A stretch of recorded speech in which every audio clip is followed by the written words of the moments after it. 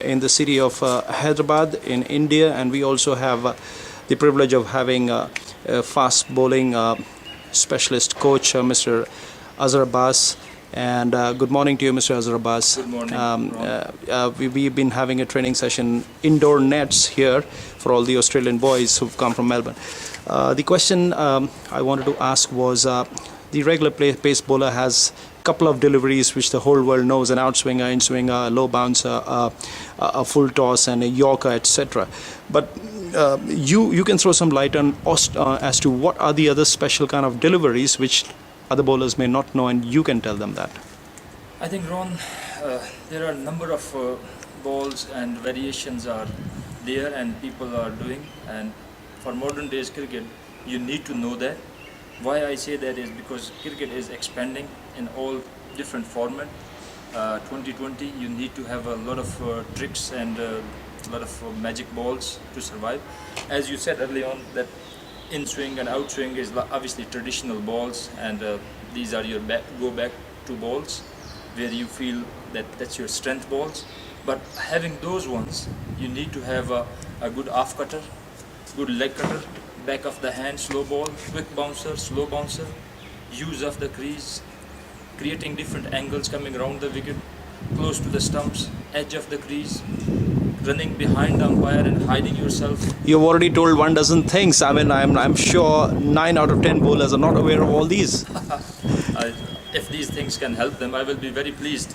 And as yeah. I said, not only the slow balls are using your pace or variation.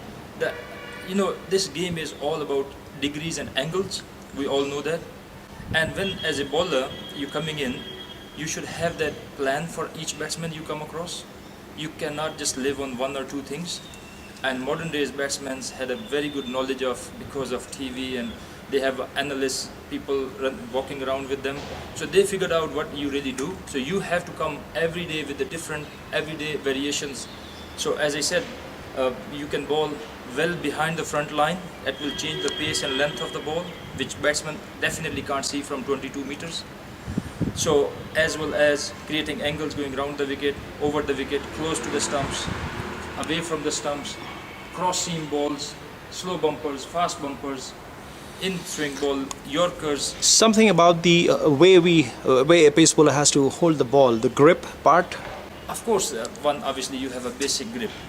Most bowlers have their one basic grip, but with this grip you can have a lot more variations. Having this grip, you can hold the ball tight in your hands.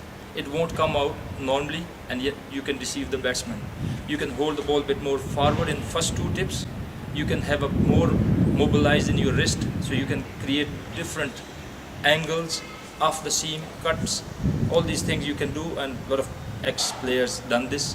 So grip is one thing, use of the release is another thing. High release, low release, side on, block release, the side on. So the jump as well is important. Of course, when you want to create extra bit bounce, you have to bit more jump in the air.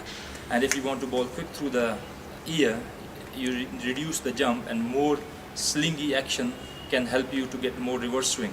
So, and I believe that bowlers shine one part of the ball, yes, one half of the ball, and they leave the other half a little older. They don't shine it much. Right. So that helps in swing as well?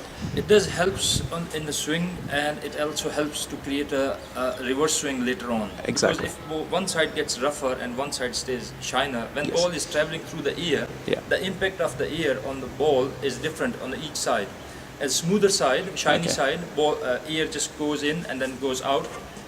In the rough side, where the scratches are, ear gets stuck, and get in that manner, the seam goes in that particular angle. Yes. It normally dips towards the shiny side, Correct. and when it's traveling in the ear, it's bound to swing back into the right-hand batsman. One little doubt. I mean, the white ball that is being used more and more now, does it have the same swinging effect like a red ball? Yes, I think white ball, the making of white ball is more to assist the batsman than the bowler.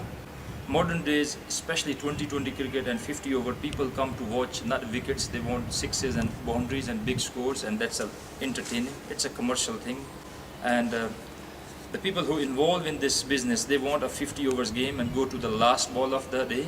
They don't want like one team got out for 130 and other is coming to chase in 20 overs. There's a lot of commercials, a lot of TV rights, a lot of things will be killed that day. So the use of white ball has a definitely less swing, less seam, gets into that flat mood after a couple of overs. But the good thing is they're using two balls nowadays. So if you are a good bowler and keep the seam upright and look after the ball properly, you have a more chance of swinging the ball for a longer period. Okay, that was Mr. Azhar Abbas. Thank you so much. In fact, probably we have enlightened lots of bowlers who watched this video about so many things you told in such quick, short time. Thank you very much. Thank you very much, Ron. Thank you.